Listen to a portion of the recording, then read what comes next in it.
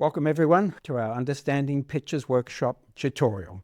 Now this tutorial is based around two priorities that have come to us in recent weeks. The first is this very simple idea that the less stuff fighting for our attention, the better it seems to be for our artistic process. Less confusing, less distraction. This has come up in a lot of recent consultations.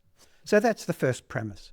But then there's also all the requests, the numerous requests that have come to us, asking for examples from other workshops that highlight the application from this workshop, our Understanding Pictures workshop, the application of our pictorial theories and pictorial distinctions. So that's the setup, that's where we're coming from.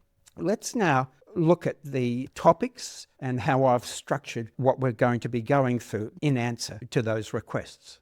5 areas of consideration, our 5 compositions, the drawing, tonal, colour, and resulting, as we put them together, those structural elements, according to those principles, we then enhance the images through what we call the spatial and temporal compositions. I call them case studies because we're looking at images in terms of our understanding, how pictures come to be created and made in order to elicit all manner of different understandings, meanings, interpretations, and so on, to apply specific real-world outcomes using these principles, these elements, in these particular ways from other workshops, and see if this doesn't help clarify how to not just think about this, but also go about working in this way. And of course, the benefits that we ascribe to working in such way. Now let's preface that with the introduction to the reminder email I sent out 24 hours earlier, where I try and encapsulate something about each particular workshop, in this case, of course, our Understanding Pictures workshop, that I certainly say in no uncertain terms is how we think about pictorial design. Its philosophy, its psychology, its application, its refinement, as the heart and soul of our pictures. Remarkable pictures, they're not just found, they're constructed. And it's how that picture structure, how it affects us, and the meanings we attribute to it, that confidently inspires and informs our understanding, our creativity, our execution, and our practice. Now, this is going way beyond the simple rhetoric of, I just work intuitively. That's fine. And many of us begin our journey in the world of art through such a premise. Something poked me in the eye. I stopped and decided to sketch it or write about it or put a frame around it and bring that photograph home. Sure. But the history of art, at least in my Western culture, tells me that over and over again. The task is how to transcend what I call mere artifice and spectacle, and go about capturing hearts and minds above and beyond just what it is a picture of. And that is surely one of the great challenges for anyone who is interested in pictures. And I try and make that distinction as clear as a bell. Pictures, not photographs, not paintings, not the materiality of what the picture is made of, but pictures as carriers of meaning, feelings, thoughts, disappointments, joy, and so on, intellectual and emotional, trying to attain this something else. All right, that's the setup. That's where I want to go. One of Andre's current pictures that he's working on. In our Photoshop actions, our Understanding Pictures actions, we've got our separation actions. So I'm just going to play that to help you with the analysis. Is this tonal composition carrying the drama that I feel is necessary in this picture, and not just the global drama, but the figure-ground relationships? And is that distribution of hue and saturation, is that also carrying the weight of the mood, the personality that I'm trying to impose? And for this particular case study, the drawing composition. 4 of our 8 structural tools, lines going in different directions, crossing over, making shapes of different sizes, lines, direction, shapes, sizes. So let's start with the drawing composition case study and depth and dimensionality enhancements, challenging relational perspectives. Let's look at what that means to us, in case it can also mean something similar or even better to yourselves. But have a look at this. That is how this vast land felt to me. That is how my camera, in its square format, saw the land before me. Now, I'm on top of another hill like this, looking towards the McDonnell Ranges, gazing over kilometres with the clarity of that desert air. Even though it was a factual, as in drawn by a lens, representation, the focal length was minimizing pictorial lens-based distortion, that squishing makes this image feel the height and the grandeur and the agelessness of this place. Now that's drawing composition. That's changing the dimensions 80%, less width than height. Then we come to something like this, photographed on a medium format Hasselblad camera, and more often than not with the tilt shift adapter. And it's a 645 sensor. And this is not a crop, this is a stitch. Because for me, this massive dust storm and lightning and fires erupting, so I'm not just shifting the lens up to encompass more sky than land in the second exposure. I'm also doing this. Here's an architectural motif, and I've used the shift lens to not only crop the picture, but also keep things rectilinear. Here's our vertical facade, and here's our film or our sensor. It's just camera craft 101. In order to take in the heights of that Pilbara storm, I shifted the lens up for the second exposure. Then if the top of the clouds are projected as they are to the bottom of my sensor, the focal length of my lens is therefore longer compared to the focal length of my lens describing the bottom of the picture. I'm not just doing this stitch of a 645 sensor into a 6x6 sensor. I'm also magnifying the top half. If we go to our camera craft workshop in this paper drawing with a lens, and this idea of perspective, remember, it's not the focal length of the lens, it's where the lens is placed in relation to a figure, in relation to a ground. And on a full frame digital camera, 50mm crop, and there's the 105mm crop, and there's the 24mm engagement with the same place. It's on a tripod. And the perspective, the size of myself relative to our studio is not changing. The lens focal length just crops. But when we reposition that focal length, so the figure is more or less the same size, we go from the studio being a pool shed to a Taj Mahal, drawing with a lens 101. So that is how, in the drawing composition, in camera, later stitched together to create the overwhelming feeling I experienced, that unbelievable moment and the overpowering force that we felt and still represents to this day, all these years later, the right and proper drawing of this experience. Not just the things in front of my lens. What about the drama in the image, our tonal composition? Now, many requests around this very topic have been centered on the digital black and white image workshop. So let's investigate this from that point of view. And this idea of the recombinatory aspect of working with tonal renderings are based on or representative of our feelings about what is in front of our lens. So let's go into the digital black and white image Photoshop actions or affinity macros. And I've already run these, the LAB lightness separation, our cyan, magenta, yellow luminosity separations, our RGB luminosity separations, and as they're designed, created and placed on separate layers, those luminosity separations, refining or defining the tonal composition, irrespective of whether it's a black and white image or in the refinement of the drama in our full gamut color image. We start with an LAB lightness transcription. And let's also extract the luminosity using Photoshop's luminosity formula, just like the separation action from this Understanding Pictures workshop. And let's mask that where it feels it needs to be with the hand-drawn mask. And there's the yellow separation. And according to my feelings, my memory, I've masked it in to some areas while excluding it from other areas. And there's the magenta separation. And let's mask that in according to my feelings on the matter and turn it all off and all on and all off. And if I so choose, I can go back into the 1800s and work with colorblind film.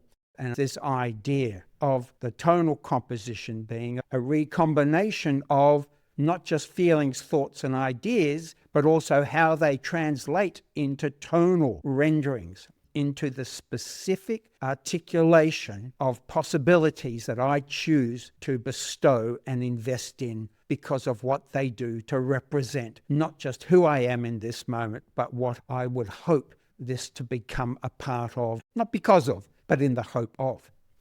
And even though these are hand-drawn masks, any masking technique can be applied based on luminosity separations, based on saturation separations, based on hue differences. And that naturally leads us to the mood, the personality of the image, our color composition. Here the example is about the restoration of color variability and color separation across different print scales, which invokes our emotional theory of print size, not just aspect ratios. The emphasis here is on the word scale. And scale is a form of resolution, shapes that extend over distances in their rendering. And those distances are the same as, less than, or greater than the referent, the thing in front of the lens. For example, one of Andre's recent images, 60 inches tall, 2.8 meters wide, massive images when they're presented and experienced on gallery walls. Here, even though I'm looking at this 2.8 meter image on a 32-inch ASO color edge monitor, the compression of these gestures, of the drawing composition and the tonal values, let alone color values, occupied by these areas are being squished together. So much is being hidden. And here is the 1200 pixel wide version I put as a masthead on the reminder email sent out 24 hours earlier.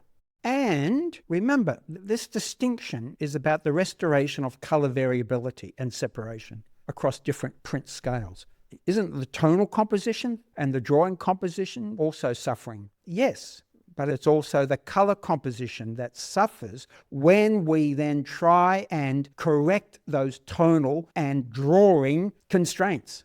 For example, there's the curve I needed to apply in the 1200 pixel wide image on an email or a web page to make it feel the way that it feels when I stand in front of this 2.8 meter print. And I'll show you some examples of that in a second. But look at what has happened to the color variability and the color intensity. But it's not Photoshop, is it? It's the fact that we're working in an RGB color model. And remember, from our color artistry workshop, the problem is to edit the hue of a color independently of its intensity, let alone its luminosity, is a task too far for the Photoshops of the world when working in the RGB color model, which is why we have all these other workshops invoking ways about fixing and overcoming these impediments. But now what do? What's needed to restore the drawing and the tonal compositions? But the color composition is also compromised. But at least I'm using the color model in Photoshop closest, not furthest, from our human visual system, the way we see and feel and understand color and its manifestations in the world at large, not just the photographs we make of it, but as we shrink our images down, especially from very large images like Andre, down to web pages, phones, iPads. This is how we go about in the color composition, restoring the mood and the personality, which is a purposeful segue into our spatial and temporal compositions. Restoring, sculpting, and enhancing absent domains, absent dimensions in our otherwise flat, still, silent, immobile, two-dimensional pictures. So let's spend a few moments considering these compositions. One of my favorites Andre has produced in recent times, when I first saw it, completely discombobulated me, took me out of myself and back into myself in ways that I rarely have experienced in front of works of art. There are things about this, the apparitions, the ghosts, the symbolism of times present and past, but also this haunting presence that I could not help but see myself in. This is the world of thoughts and ideas and pictures and colonnades and undertakings and escarpments that I grew up in. These are the rows of books and stacks in my university library that as a young kid I looked at and I said, oh, I guess I can read all of that in 3 years. This is the world that all of my understanding and meaning is born from. I feel as alone and as melancholic and as stranded on the precipice of everything I know, but also the fear of what is not yet, what it will take to equip me for this unknown and uncertain future we're ricocheting into. In order for this picture to make me feel that way about it, took an enormous amount of work. And here we are in the early phases of the development of this image, looking at our test strips. That's the actual height of the prints. I've put Andre in this version so you can understand the relational scale between our actor and the observer, in this case us. Let's zoom in and investigate. This particular day was all about establishing, working with the spatial composition, because it was this liminal moment, not just his embeddedness in time and space, but also his relation to the present and the past, and test strip after test strip. And we don't hold back on the test strips we print because we are printmakers, we are exhibiting artists. This is about us staging, presenting, performing, inserting this as an object back into the world, all in the name of conjuring up this apparition, this illusion, this presence that at least makes me feel the feelings that Andre is sharing with me, that then discombobulates me and asks me to hold dear onto everything I care about, but also reorientate myself and re-engage with that uncertain and unknown future hurtling towards us. And eventually we got there. And in this 2.8 meter wide print, 60 inches tall on the gallery wall, I cannot deny those feelings. And it so captivates me, not just in scale. Remember our emotional theory of print size, the panoptic, the social contract itself, as we say, but also a way of enabling me to spend time within that space. Existential, intellectual, philosophical, spiritual, you name it, within that space, to give me the permission, not just the ability, to think and feel and act upon such things. To separate and clarify those figure ground relationships, past, present, and imaginative futures. Then suddenly I'm dwelling within, not without. And is this a student of anthropology? Is this a student of archaeology? Is this an artist wondering while wandering amongst these ruins? Or is this the beginning of a future of uncertainty, but also the potential of something else? It's the temporal composition, that's the narrative that enables our mind, our thoughts, our concepts, our language to wander pictorially while thinking, engaging, and that privilege of an artist that we should never take for granted, constantly talking to ourselves about what we're doing, not just the doing of it. So that's some simple examples from different workshops, applying, as we set out to do, different precepts and different qualities from those key distinctions in our Understanding Pictures workshop, as requested by your good selves. And hopefully that clarifies not just the theory, because the theory, of course, is at the basis of all of this. As I say, our intuition can only get us so far, so we need to educate, inform, support that intuition so that we can allow it to take us to quite remarkable places.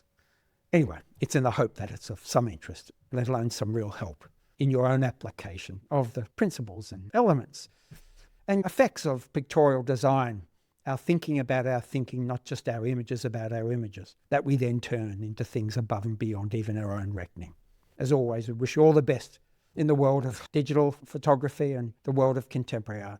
Take care. See you soon.